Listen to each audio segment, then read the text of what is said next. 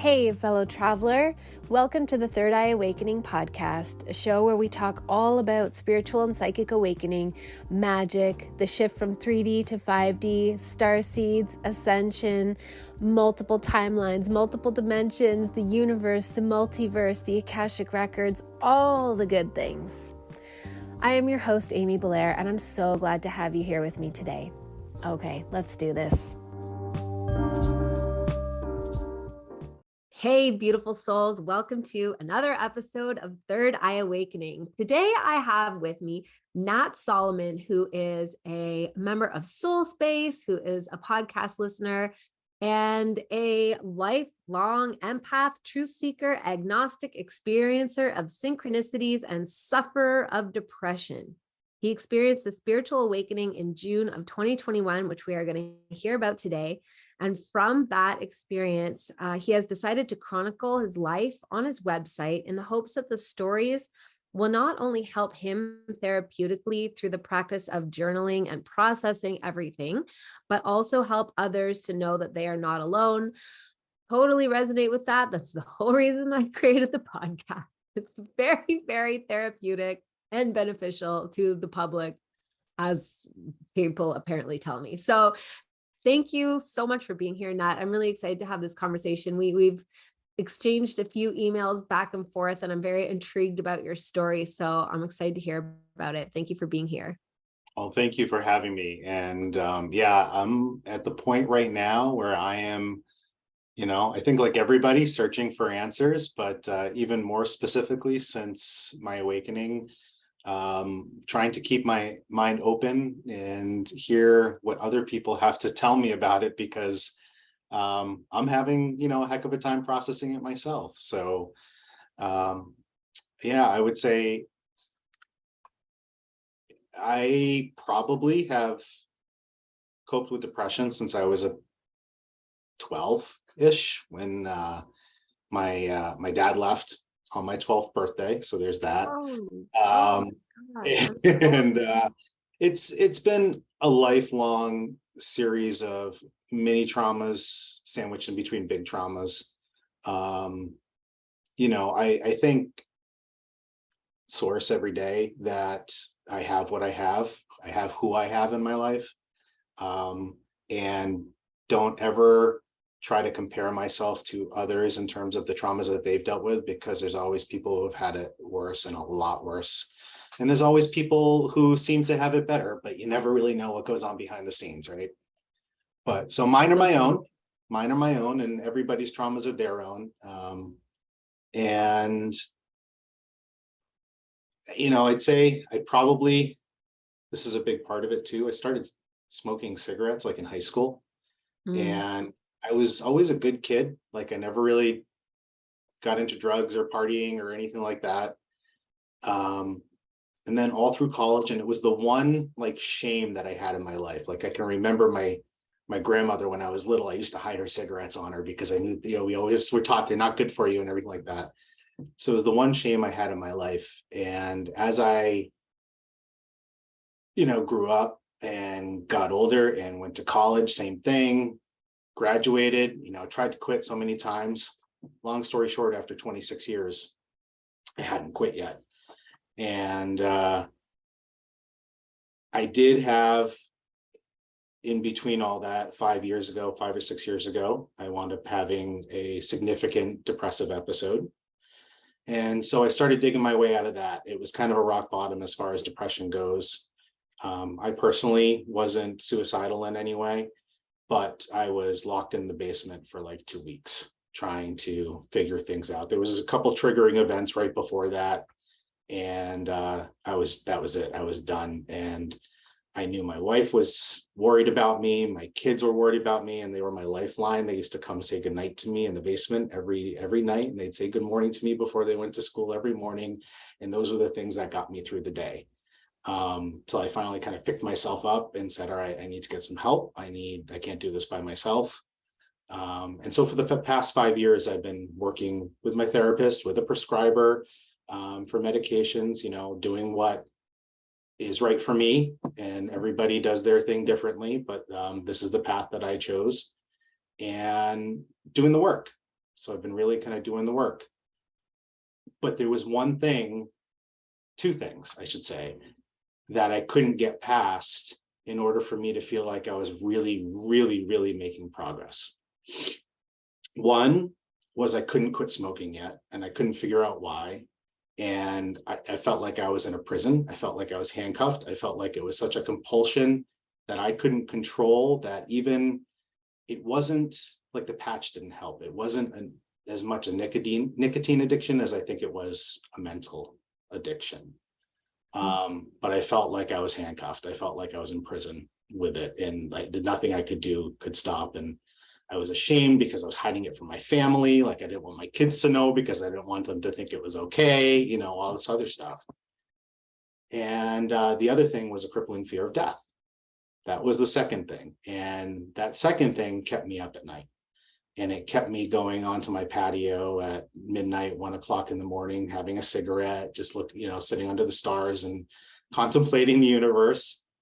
And I said to myself one night, okay, if I'm really going to deal with this crippling fear I have, then I got to face it head on. So what's at the root of my fear? And the root of my fear was the concept of time. And it was something that I kind of realized then that time was something that I always had an obsession with. And it was that night that I had an epiphany, which I hear a lot of people talk about, but the whole concept of time being an illusion, right? And the thing is, like, I hear people say that a lot, but the way I came to that conclusion was, in my line of work and in the area I live in, I actually have access to people who are physicists. So I went to them and I asked them, what is time to you? And, I'd get answers like, well, there would be answers that would be local to us here in this place in the universe, on the planet Earth, around our sun, right? One person said, well, the cesium atom is now the most accurate measurement of a second. I'm like, yeah, but that's still a derivative. We figured out what a second was first, and then we said, okay, how can we more accurately measure it? So what is time? And that's when everything like rewound in my head, like time-wise, to the very, very, very beginning, whatever that beginning was. And that's when I realized that time isn't anything other than energy state transition. Because if you rewind everything to that singularity before the universe exploded into this chaotic thing it is, time didn't have to exist. So I kind of went with the why of it. Why does time exist? Well, time exists as the effect of the cause and effect relationship. And the cause is energy changing state. And I'm like, okay, so now I get that. Now I get what it means that time is an illusion. And all of a sudden, after that night, boom, boom, boom, things started happening. I wound up having shortly afterwards a dark night of the soul because of other things that caught up with me during COVID. In 2000, there were some traumatic events we had in our family, and they were fairly significant traumatic events that we had to process. And I know everybody did at that time, right? I mean, the whole world was going through hell at the beginning of 2020. And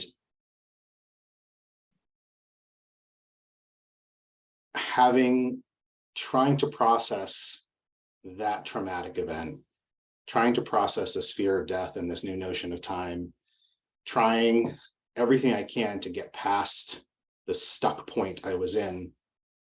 I went to bed one night, and that night I had a dream. And that dream was just the word unshackled over and over and over again. What? That is a wild dream. It was just that word over and over. Just that word over and over and over again. And I've had a dream like that once before, and I didn't know what it meant at the time, but that's its own story. And I woke up the next day, and we were packing to go away for the weekend. And 10 o'clock in the morning rolls around, and I realized I hadn't, gone out for a cup of coffee and grabbed my, had a cigarette for the day yet. And I'm just packing. I'm like, oh, I don't want a cigarette. Okay.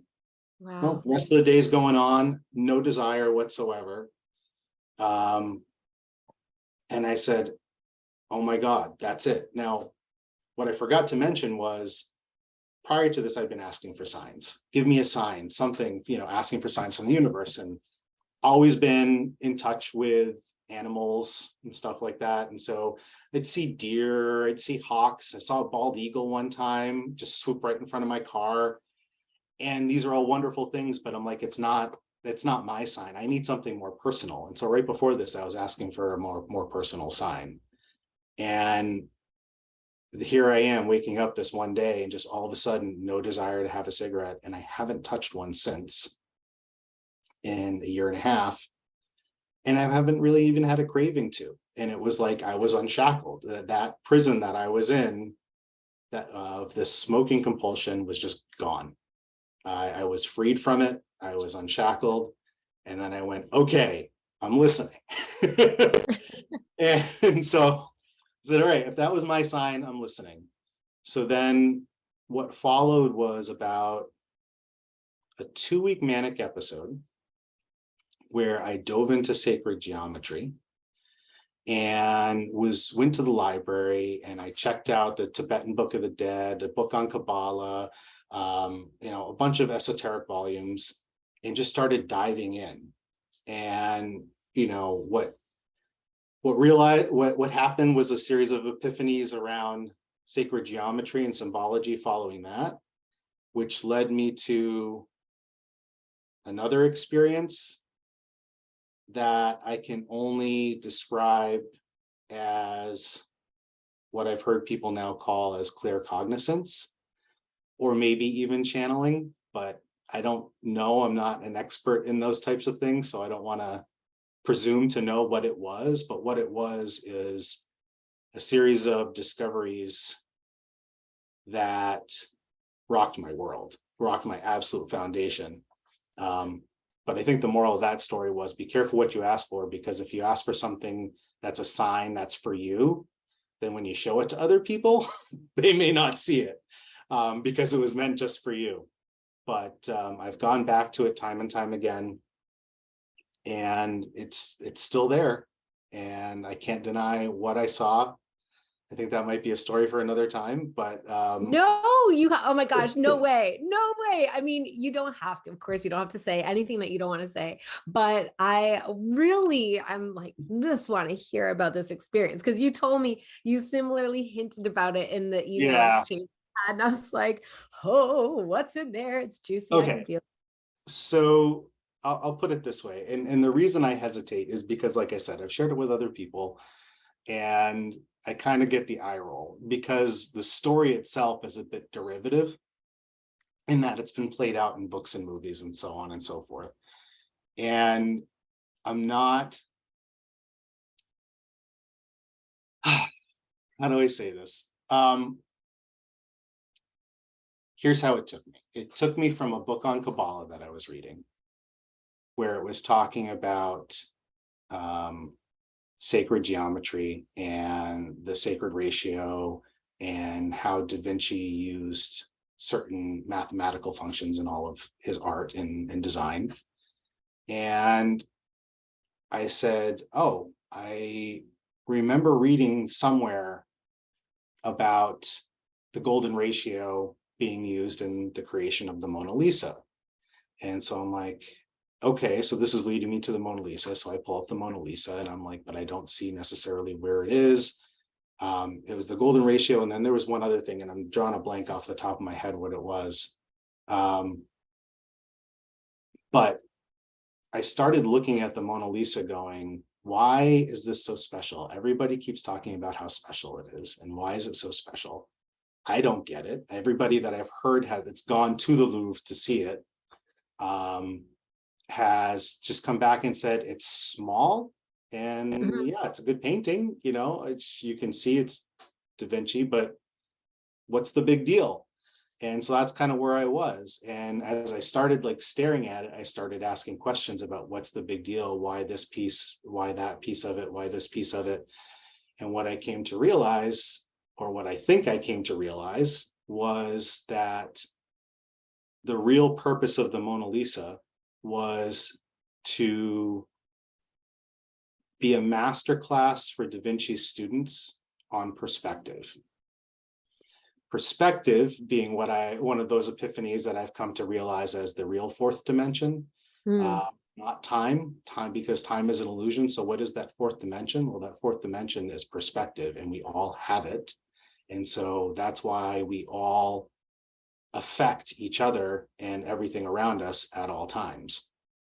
And it kind of goes into a quantum physics aspect of, superposition and things like that. But what I realized was that she is supposed to be framed as a triptych, and I can show you what I mean also if you'd like at some point. But yes. If you look at her in the middle, and then you have mirrors on each side facing back, what you get is the same exact scenery on both sides from two different perspectives. Wow.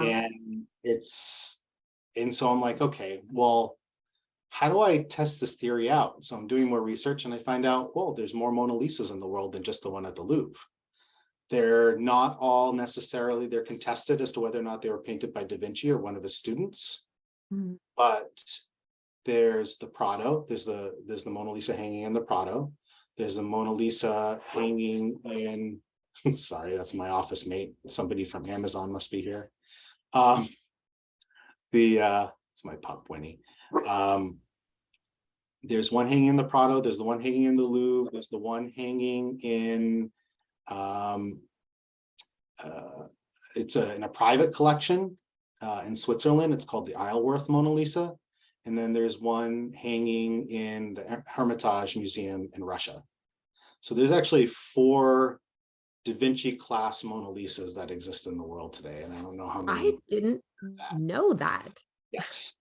And I'll say Da Vinci class, right? Because it's contested as it's accepted that he painted the one in the Louvre.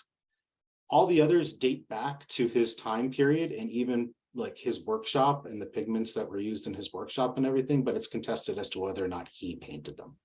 Right. But the reason it's important is because, and the reason I came to this conclusion that it was a masterclass in perspective, is because you can create the same image with each one of them. They're different backgrounds, but you can do the same thing with each of them, and you can see how they are the same image on both sides of her shoulder from 2 different perspectives. And the one that's kind of a lower perspective, like sitting down low and close by, she's looking to herself. She's looking inward. The 2 Mona Lisas are looking inward. On the other side, where it's up high perspective and far away, she's looking out on both sides. And again, I can show this to you if you want at some point. It's pretty incredible. And I keep going back to it. And every time I go back to it, I find more symmetry points. And when you bring them in further and further to these different symmetry points, you get different imagery in each of the Mona Lisas. It's amazing because it was his life's work. He took it with him everywhere he went. It was the only thing he never really sold, or one of the few things he sold. But it's just, again, like I see it, and I see it as undeniable that this exists. And when you can prove it across all 4, I don't know how you can deny it, right? You can see the same exact patterns across all 4 of them. So that was my big wake up. That kicked off the whole spiritual awakening for me. So that was that the event in so good. Was that the event in June 2021?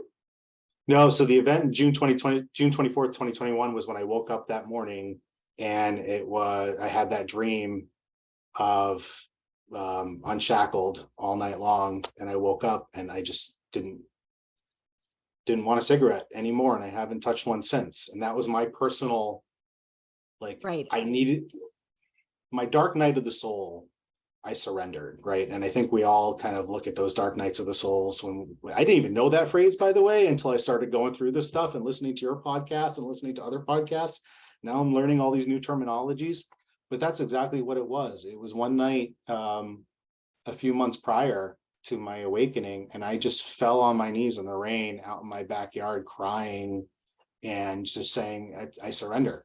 I don't know what else I can do. I'm trying to be a good dad. I'm trying to be a good husband, trying to be a good son and brother, trying to be a good person in my life. What more do you want from me? What am I supposed to be doing here? And I just fell to my knees crying in my backyard in the middle of the night and just surrendered. And as soon as I surrendered, these things started happening, kind of culminating in the June 24th dream, and then, or the penultimate piece being that, and then the ultimate being this episode that I had where it's just like, went definitely manic. I was like 2 weeks of diving into it and just nothing else.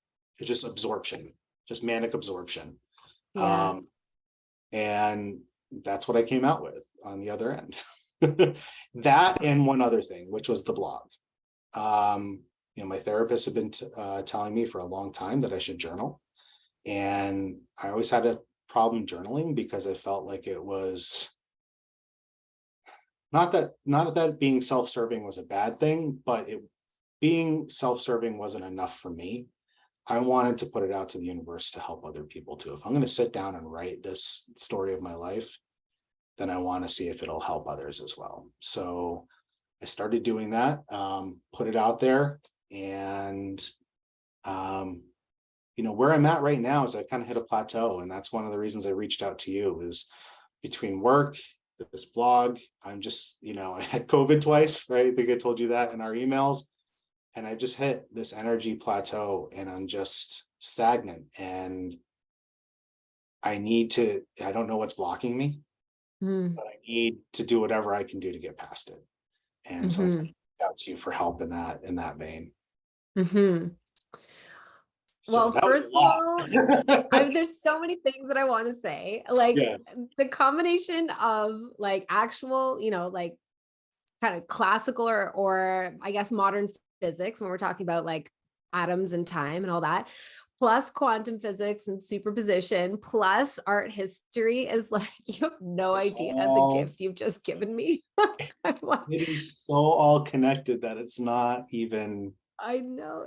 It's like you just allowed me to nerd out deeply on things that I don't actually talk about very often because they're so nerdy, but I love them. And I'm shocked that people have rolled their eyes at you when you've tried to share about this Mona Lisa triptych, because I'm like, that's like telling somebody that you basically cracked the Seder square and like them being like, oh, I even like reached out dismissing. I to don't like understand. legit scholars and been just completely shut down. No, there's no evidence. I'm like, well, I'm showing you evidence across all four of them. You know what? There's so much ego in the academic world, so much ego. And I bet that's really what's behind the eyeball rolls is like, I didn't discover it, therefore. You know what I mean? Like, it's not a very charitable thing for me to say because I have not met these people, so I shouldn't cast aspersions on their character, but that has been my experience in the academic world, is that it is very closed because there is the thrill of being able to claim the discovery, and if one has not participated in it, then it's like, no, that's not real. I believe in like it shouldn't matter who gets the credit because this is like so amazing. And I even said, like, if you want to take the credit, fine. Just like, this is amazing. And it's the undeniable piece to it too, is that some people have claimed to see things in the Mona Lisa, and they've done some work with it to try to do it backwards and things like that. But I've never seen anybody do it in a 3-panel before, in a triptych style before. And I've done a lot of research on this now. And some of the imagery some people come out with are, you can kind of like tilt your head to the left and go, okay, I kind of see the lion if you look really here and everything. But the secondary imagery that I show in the analysis that I've come out with, which I haven't published yet, but I'm trying to find a way to publish, see if that makes sense to publish too. It's undeniable. Like you can see Buddha, you can see a cross, you can see a church, you can Oh my see God. So excited. what's his name, like the divine man or something like that. Is it the Merovingian man? Is that what it is? Can't Like, remember. the Jew? Anyway. No, not that one. Not Okay. no, this is a different one. But you can see a Star of David. You can see Lord Shiva.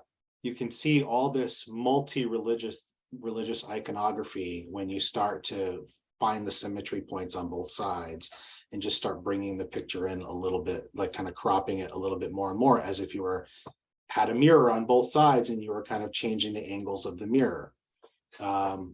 So, and again, when you see it, it's undeniable. You can't say, no, I don't see it. So I think it's just people not fascinated with that kind of, That's true. They might not actually even necessarily be able to appreciate what that is a key to. Because to me, when you're describing it, I mean, like, please do send me the, whatever, if you have images, but what I'm imagining is, are you talking about 3 Mona Lisas triptychally beside each other with the landscape points matching and like turning them in on an angle like one would with mirrors? Yes. Yeah. So when I'm imagining that, I'm like, it's like, that's why I liken it to the Seder Square. It's like Da Vinci basically telling us, it also kind of reminds me of the movie, is it Interstellar with Matthew McConaughey, where like, the fold over, it's kind of almost like that. Like Da Vinci's like, yo, here we are. And you can only get it if you have the prerequisite understandings. And you think about it, like the people that wound up being his pupils, like his direct pupils, these were masters in their own right?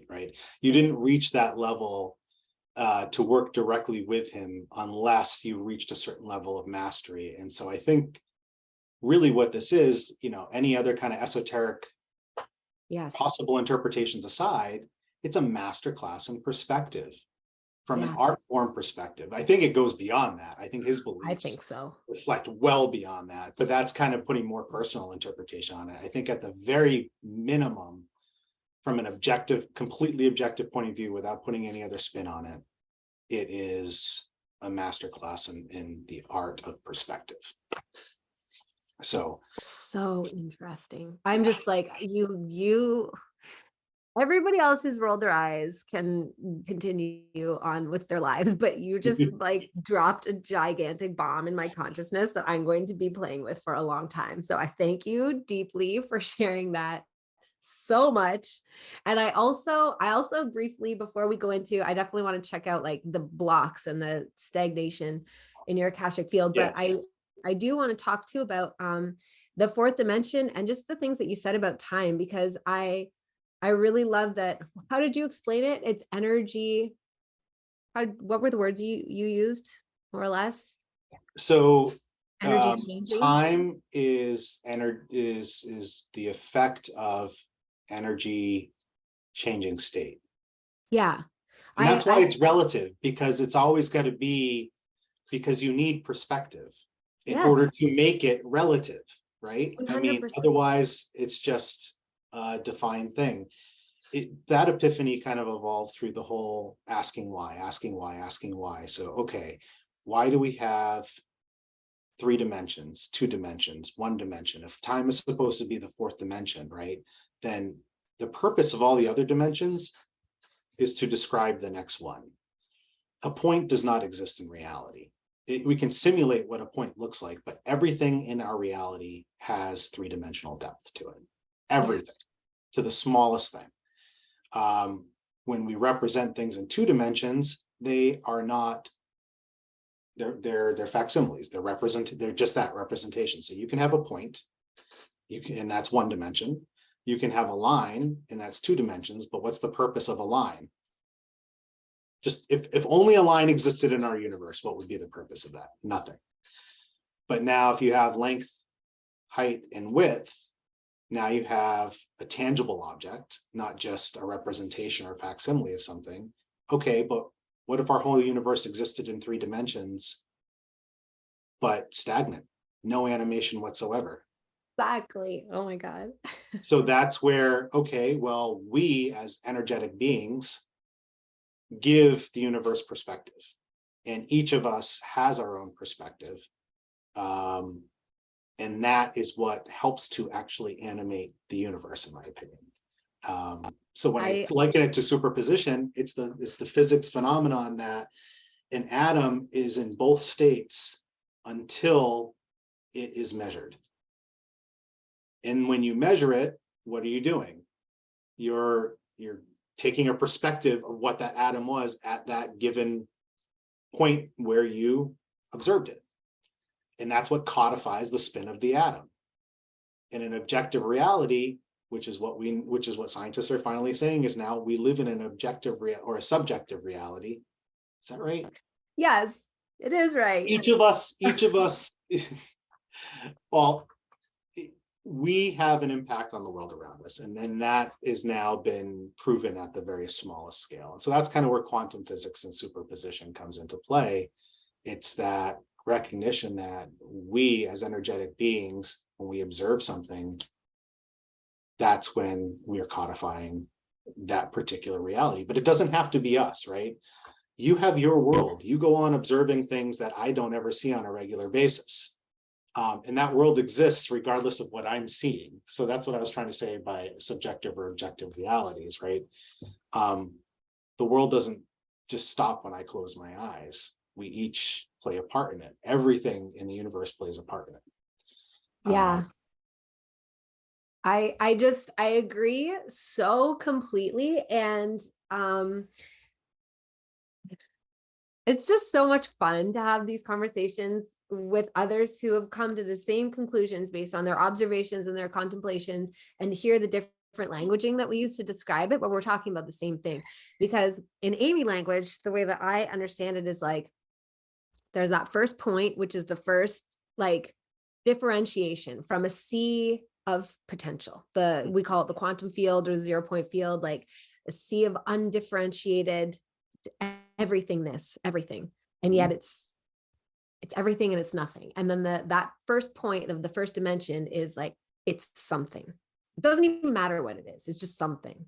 And then there is another thing, and that's the second dimension. And the line in between it is like the slider of the grayscale. It's the one thing at like the 1 point, like to make it easy, we could say it's dark and it's light because we understand grayscale. So the 1 point is the darkness, the other point is the light, and then the line is every shade of gray in between. And then, but what is the point of that? Exactly. There's no point to just that. So then the third dimension, that third point is where we come in, and it creates, the 3-dimensional experience that we have. But that third point is, I believe that it is like the how do I describe it? I think it is the perspective, but this is why I understand the third and the fourth dimension to be inseparable, because the third dimension is like, oh, then there has to be a chooser that is in relationship to every point and that line. And that creates, like you're saying with the Mona Lisa, like a triptych, so that from every single angle, there is like infinite information. Have you ever? Infinite.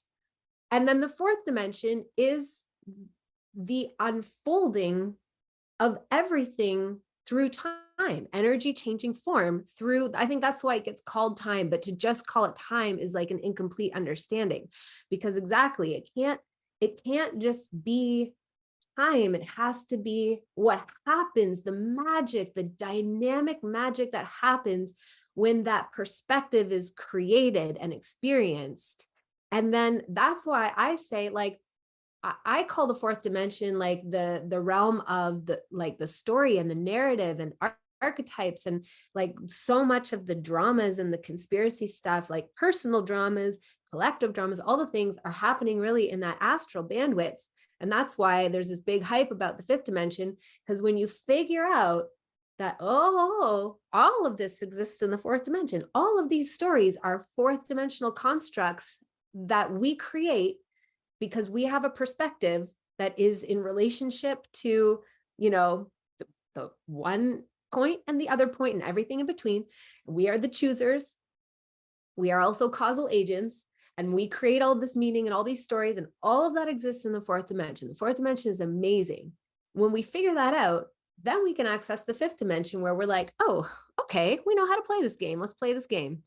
And from there, it's like everything opens up. Like the fourth dimension is the big hurdle to get over. It's the big one, because man, don't our stories feel absolutely 100% factual, when in fact they are totally subjective interpretations of energy combinations.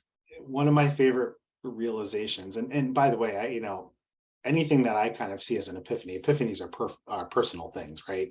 I don't pretend to discover any of these things that are coming to me or be the first person to think about of them. I'm sure millions of people have thought about this stuff before us even. But it's such a powerful thing when you come to see it on your own, that it's when you substitute time for perspective and understand the concept of energy changing state, then that's what it is. Things like the old thought experiment of Schrodinger's cat falls on its face. You put a cat in a box with a piece of radioactive material, and the question is, when is it dead? Well, we have to assume it's both alive and dead until we open the box. Bullshit. The cat has a perspective too. And the cat's in the one in the freaking box. So if we eliminate the cat's perspective, then you have no cat. Then there is no cat in the box, right? I mean, it falls on its face. You're right. It implies that the human observer is the only one that influences sort of the collapse of the superpositional hologram. But we know the universe was here well before we were. And that, like, sometimes when I'm trying to articulate and even further explore my own understandings of, like, I call it the hologram, right? Or organic simulation. Like, I know we are the renderers, and yet I also know that the natural world exists independent of us. Like, we render it, but it's not, there are things here that we don't create. Our actions and intentions interact with everybody else's actions and intentions. Yeah. And you need both, because an action can be both positive or negative in its intent, right? And that intent, I believe, carries energy too. But yeah, this world existed before you or I were born, right? There's no doubt about that. I think one of the things that's kind of led me to believe is that, and this is maybe a point where I've heard you talk about time, and all things have happened and already happened and things like that. I don't necessarily believe that all things have already happened. I believe in the Akashic records, the book of life, whatever you want to call it, this recorded thing of time. But I think we're still creating our future. I think the possibilities and the probabilities can be calculated with enough data points that you could, quote unquote, and we're seeing this with computer technology now, you could, quote unquote, predict the future, right? But that doesn't mean it's happened yet. And I don't think it does, because of the nature of cause and effect being the prime law that drives our universe. And our creatorship. Like, there is so much novelty, and there are so many yet unexpressed variables that can change the way that an event or a timeline or whatever plays out. You're totally right. You're totally right. And I've really begun to appreciate that in the last year, especially in understanding, like, oh, we can create new timelines, like novel new timelines. And it's almost like the Akashic field records it in real time as soon as it becomes a potential. I guess that's probably more accurate than saying everything that has ever happened. Like everything has already happened. That is a little bit too heavy and static.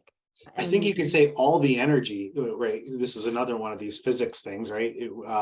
That energy can neither be created nor destroyed, and which means there's a finite amount of energy in our universe. And if there's a finite amount of energy, then everything, if everything was a singularity to begin with, then everything was one at some point, you could say. But that doesn't mean that everything has happened yet, right? It does go back to that we all come from the same source. We all have the same energy that flows through us. Everything does at the end of the day. I don't know if you listen to Brandon Beecham's podcast, but he likes to say energy, what is it? Attention goes where energy flows, or energy goes where attention goes where attention flows. Yeah. I love that, because it really puts us in that creatorship role. Yeah. Our intention, where we put our energy, that's what codifies our reality. Yeah. So true. It's so true. And it's still a challenge though. Like, even though I know this and I've integrated it deeply, just transparently, like this morning, I was having some like panic in response to my current circumstances. And I had to like stop and remember, like, you know how this works, Amy. Flow your attention in the direction that you want to go. That's it. That's as simple as that. And stop, don't get so responsive to the circumstances that you're experiencing right now. It's like, because of the lag time in this realm, whatever, it's like, I think personally for me, I don't know if it's this way for everybody, but I have a 3-week lag. So whatever I'm experiencing right now is basically where I was 3 weeks ago, more or less, not completely, but more or less. And so the thing that I am feeling that I want to feel now is like, so that in 3 weeks, more or less, I'm experiencing what I'm directing my attention towards. I say more or less because there are so many variables and there are so many ways that we are not in complete control. So I'm not suggesting that whatever I put my attention on is 100% going to happen exactly the way that my conscious mind thinks it should in 3 weeks. But it's almost like I'm just, I'm in the energy of whatever I was vibing in 3 weeks ago. And all I have to do is be like, right, where do I want to be roughly in 3 weeks? Focus on that. But I would love to go into your Akashic records. Is that okay with you? Yeah, that would be great. Okay. Because to your point of that lag, it's not that I'm not trying to put my attention to things. It's that my energy, that motivates and animates me to do it, has just gotten depleted. Right. And so I would love to understand more about why and what's going on with me and where I'm headed and what I should, be doing, all that kind of stuff. So thank you. Okay. I'm going to tune in. It just takes me a couple minutes. The big blank space will be edited out for the podcast listening audience. So would you like your first question more or less to be like about why your energy is depleted and what can be done to fix it? Change that? Yeah. Okay.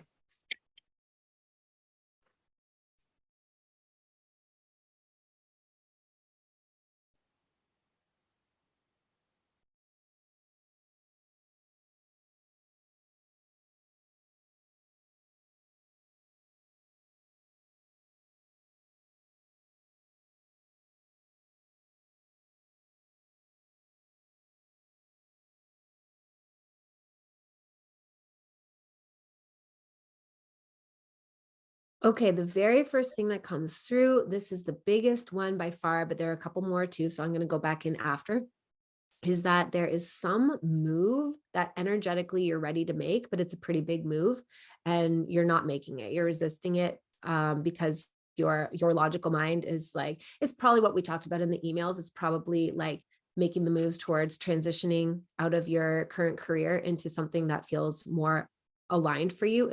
If it's not that, it's something equally big. Like,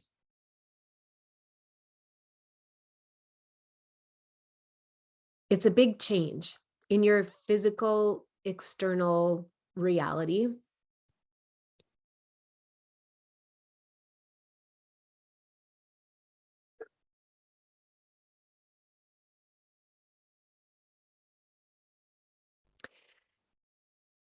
Have you been like offered a promotion or an opportunity to move to a different location with your work or anything like that? Um, funny story. Well, not moving, and I don't think moving would be in the cards. It's not something I would be willing to do at this point in time. But one of the blog topics I have dialed up that I've been slowly writing and getting ready to publish is about how a couple of years ago I sabotaged my own promotion at work, and so that's kind of interesting. But not recently, no. Okay.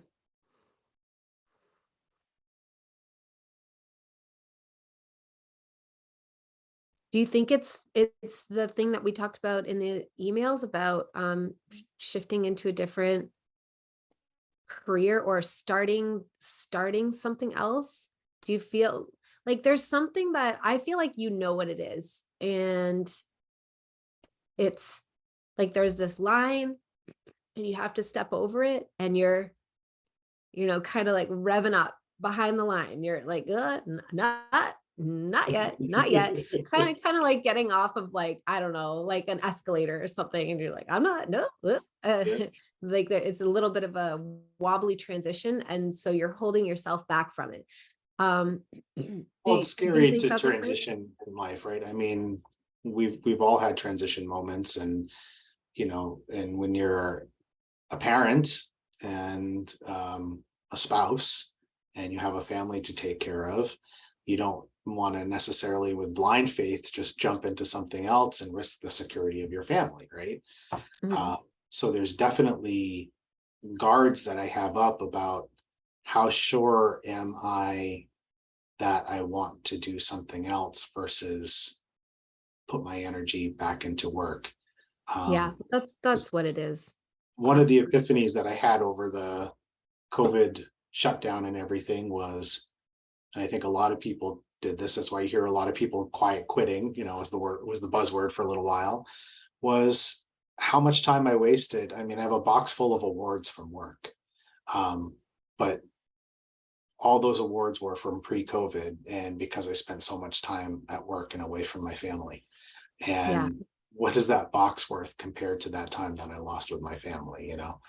Um, so it's it's a struggle. It's definitely a struggle right now. I don't want to be the person who's working a million hours a week anymore and not seeing my family at all. And I've tried very hard to become the exact opposite of that. So whatever I do, I want it to still provide me with that kind of flexibility to be able to not just provide for my family financially, but provide for them emotionally as well, Mhm. um, and be there physically for them. Um, so it's hard though when you're ingrained in a 20-year career, and you make a decent living and it's pretty stable. How do you just pick up and leave and not know where you're Mhm. going? Mhm. That is what it is. That's exactly what it is. Yeah, it's exactly that. And so, okay, the way that it looks is that it is as though all of your conscious energy, no, that's not the right way to put it.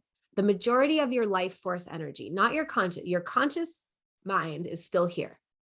But the majority of the energy that propels this incarnation has already shifted to that new timeline that branched off, and including I don't know, I'm just going to do my best to describe it, but stop me if it doesn't make sense. It feels like your wife and your children, their energy has already gone there too. There's a whole other reality that has the majority of the energy, and you're feeling depleted because most of the energy is already gone there. But you're kind of still in this space of, like thinking about it and gearing up to do it. And so have you ever seen the movie Donnie Darko? Long time ago. Yeah. You remember those energy tunnels that came off of them? No, I just remember the Okay. rabbit. Honestly, that freaked me Okay. out. So No, like, okay. I won't use that analogy then. It's like at some point you split off and the majority of you went down this path. And that's why it feels so real. And it's calling to you. There's just this leftover like 10% of you that's like, ooh, like, can I do it for all the things you just said? Like, what does it mean? What about you're needing to really process everything before you can join the rest of yourself. But that is where your energy is gone. So it's not actually like, possibly the junction point was this last round of COVID that you had, which is why there is a correlation, but it's not a reflection of any kind of like illness or imbalance in your body. The other thing that I could feel behind this that they do want me to mention to you is has something to do with the amount of movement that you're doing. Like there's some kind of exercise that I don't know if you already incorporate exercise. If you do, then there's a change that wants to be made to it. And if you don't incorporate exercise, then that's a big part of it is. so energy begets energy, right? I mean, Yeah. I for a while was doing great with meditating, exercising, and then I wound up getting COVID at the beginning of 2022, end of 2021, beginning of 2022. That tanked my energy. By the time I started getting things back and everything towards the end of the year, I got hit again. And so it was a bookended in 2022 by COVID. Now, fortunately, for all, it wasn't a horrible. I did get the jab. So vaxxed and boosted. And I believe that's helped. So I'm thankful for that at the very least. But at the same time, it's like finding that energy, that like the spark plug, right? You need the spark to light the fire and then get the engine rolling. It's the spark plug that's like dead right now. And I got to figure out how to replace that spark plug because I know you're right, once I get back into the meditation on a regular basis and the exercising on a regular basis, I know that will become an energy begets energy kind of thing. But how do I get there? How do I find that spark to get myself there again? Do you have some kind of exercise machine at home? Boxing. Boxing. Okay, no, it's not boxing. It looks like walking. And the reason I'm asking about an exercise machine because it feels like it feels like a consistent pace, but it's not pushing you. That's how to get that spark plug going. So it's almost like, I mean, I'm not suggesting you have to buy an exercise machine, but the consistent pace is what made me ask. It feels like you could equally just do this walking around the block wherever you live or wherever, walking is possible, but it's like almost having a metronome in your mind. And the metronome it's not to get the spark going. It's not about pushing yourself. It's not about like exceeding your time or anything like that. It's the steadiness of just like going out even for 10 minutes and like making a playlist or something that cues you up and keeps you on that pace. It's not even about cardio. It has nothing to do with performance. It's just about generating that energy. Yeah. Okay. Yeah. That's how it feels. But you're not actually going to fully feel re-energized until all you have to do, like, I'm also not saying leave your job before you're ready. That I don't think that's a good idea for anybody. It's more like turning yourself ever so slightly to face the direction of that path in a committed way. So Mhm. even if you're taking like the tiniest baby step that nobody else would even notice, but for you, it's like a declaration to yourself, like, yeah, I might be inching my way there, but I am facing in the direction of that path where the majority of myself has already gone, rather than you're currently facing a path where it's like on a plant. Like it's like your energy is trying to stay on a stalk that is dying because the plant has pulled the energy out of that stalk and put it in a new direction. You just need to like move into that stalk. So as long as you're facing the, you know, whatever, the leaf on the stalk of that plant that is withering and dying, you're not going to feel energized. So, and again, like it's not about making bold moves before you're ready. It's about making the move that you're ready to make, that declares to yourself and the universe, whatever, that like, oh, okay, I figured it out. This direction isn't leading anywhere anymore. So I need to reroute, and I am rerouting. I don't need to be there right now. I'm just rerouting. Okay. Yeah. So for example, that could even look like starting to write a business plan, even if you don't have your full business idea, even if you're not convinced So that I this is wrote a business plan and I did have something in the works, and I recently made the decision to put it up on a shelf, and that it wasn't the right time for it. yeah, that's It's a it. very That's why. emotional decision. Yeah, that's what it Very emotional is. decision. That's what it is. And did that decision come from a place of like, it's not time, I need to be responsible, I have children that are getting ready to go off to their post-secondary education? Like, was it from a more practical, left-brained? Absolutely, absolutely. Yeah. But not without research, right? So, I mean, it's a business plan. So we do research into business plans, and part of it was calling around companies around the country that are in a similar industry, and getting their take on, their success and where they've, found their best revenue streams, et cetera, and realizing that I wasn't also prepared to do the things that I would need to do to really make it stand out as a successful business for itself. That it would just be something that would get lost and probably lose money too by itself. This is an idea to move forward with. It's just the big move is not here yet. What about any interest I have in telling my story? Oh, you are 100% supposed to tell your story. 100%. And so that's another area where it's like, this blog that I told you about that I'm putting out there to the universe, just kind of Google search enabled it and boom, that's it.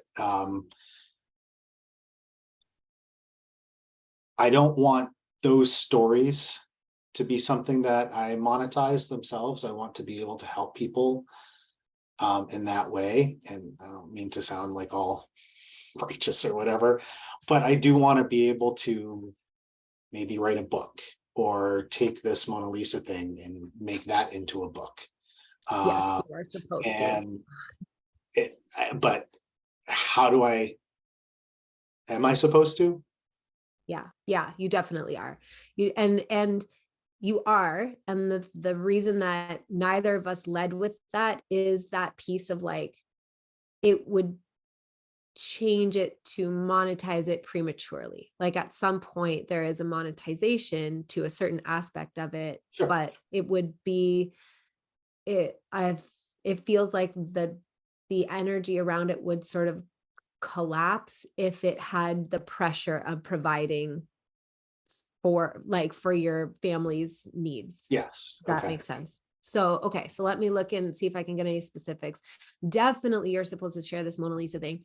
So, what I see as the primary, and I'm sure you won't do this until you have transitioned to out of your job.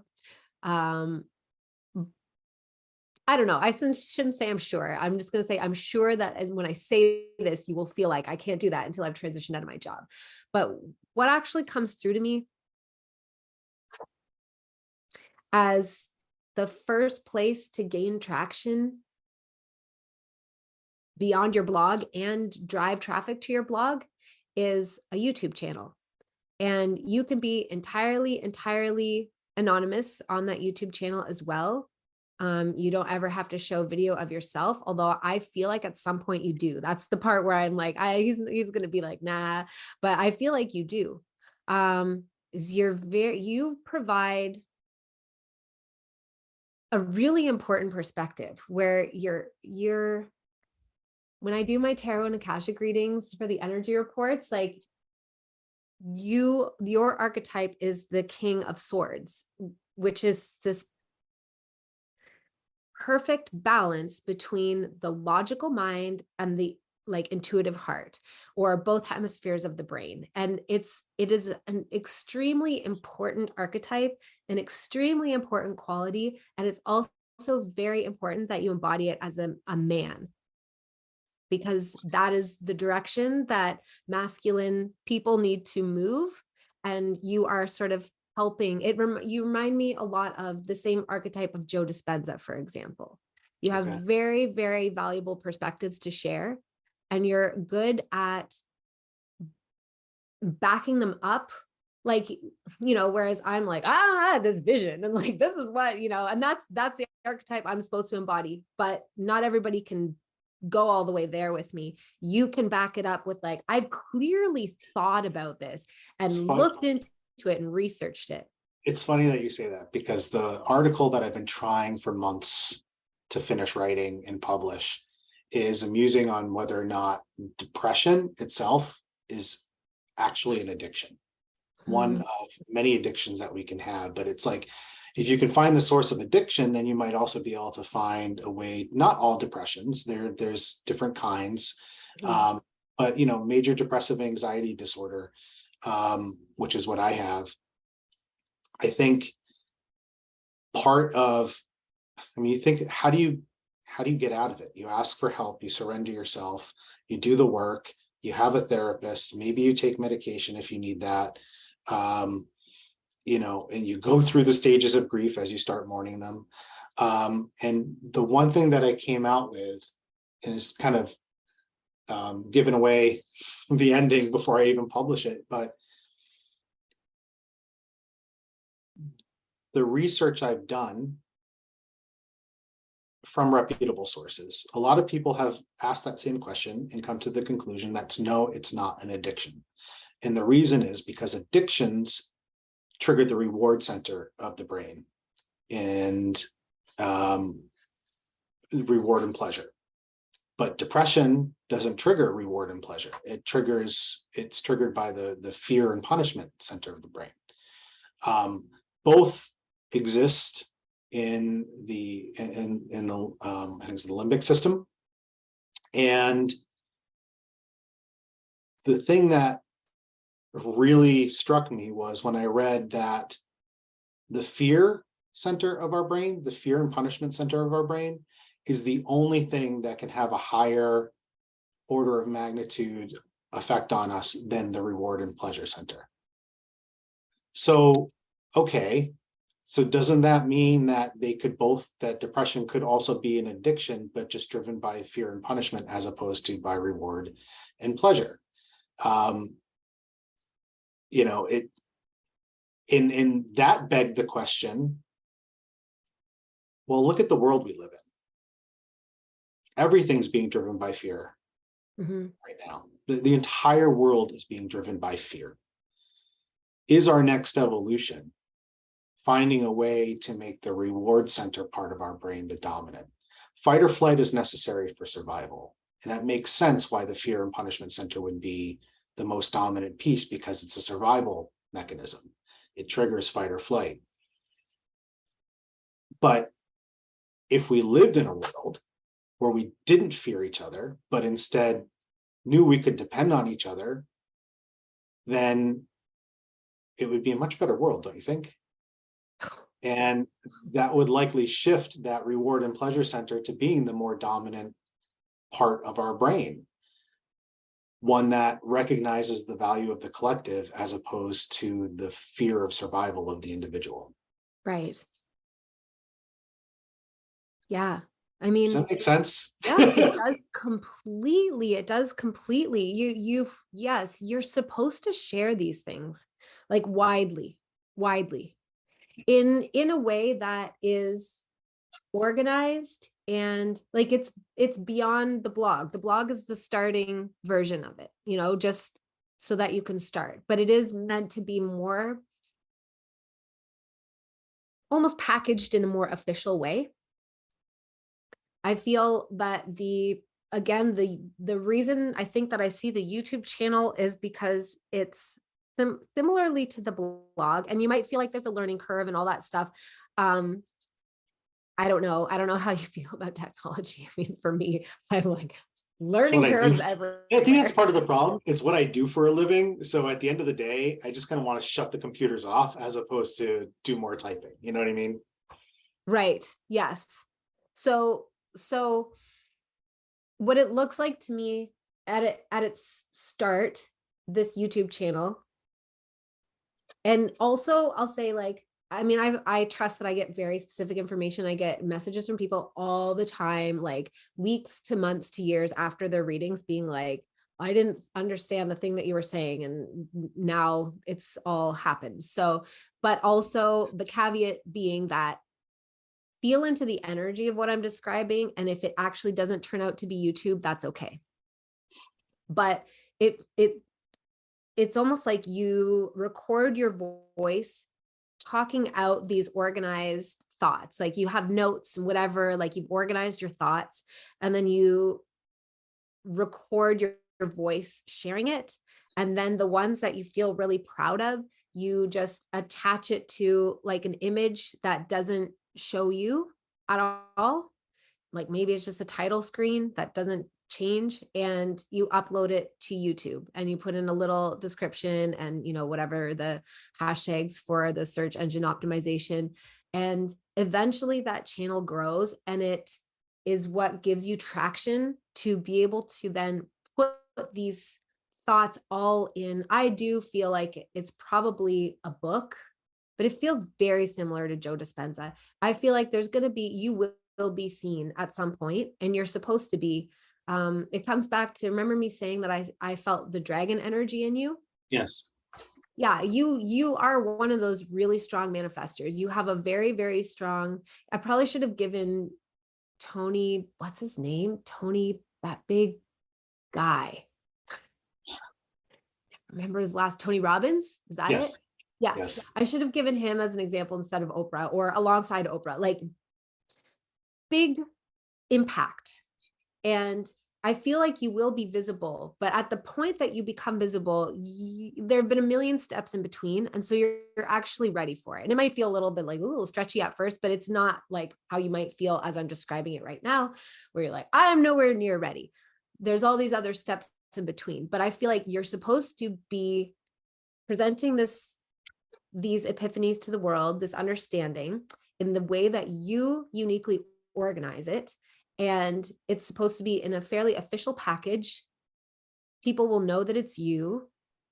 It's a big contribution to, like I said, just even further activating that archetype in this world, but also advancing like thought and understanding of, like, to me, it makes total sense that depression would be an addiction. And I can 100% see how people would be addicted to the fear and punishment, like chemical It's those invasive releases. thoughts, right? Exactly. Well, also because I read the Akashic records, I see the horrendous things that people have been through, and the ways that, like, on deep levels, some of us feel like we do not deserve the pleasure and rewards. Yes. And we feel that we deserve fear and punishment. But what's telling us that is the fear and punishment. We don't deserve it. Exactly. So it's a whole cycle. It's a very big healing thing. I mean, I could go on and on and on about it. But it fits very much in with the understanding I have of kind of the hurdle that we collectively need to overcome in order to graduate to the next potential reality that we can manifest for ourselves and collectively. So I see all of this as being really big, and it almost ends up that you're right now, it's like your hobby, kind of, you could call it, right? It's like your side thing that you're doing for yourself therapeutically. That's why, like, sure, it's profitable because you're also one of those people that has a strong archetype of like, we don't just waste our energy. We don't just waste our resources. We do, if there's a potential to profit, yes, we'll do that, but it's not your main Right. gig, you know? Yep. Thank you. Yeah. Yeah. Yeah. You have very, very, and to what you said about epiphanies earlier, like 100%, I also don't feel like my epiphanies are unique. But it is very powerful when they land, right? When you're like, oh, that's why it's an epiphany, because you're like, oh, I'm not just hearing somebody else tell me about it, it's integrated. But a lot of my epiphanies have been triggered by other people sharing their epiphanies. And so it's really like when we are the kind of people that are coded to carry these epiphanies and receive them, it's important that we share them too. Absolutely. Yeah. And, you know, I should all we one thing we didn't talk really much about is synchronicities. I'd love to share some of those with you another time. I know we're running along, but that's another area where just my entire life has been one synchronicity after another, and some of them are incredible. That's the only way I can describe them. At least they are to me. Just like epiphanies, they're your own. They have such meaning to you. Um, some of them are just undeniable. It's crazy, but I'd love to share those with you sometime too. Yeah. I would love to hear about them. Truly. I hope this is just the first of several conversations that we have. I do too. This has been terrific. Thank you so much.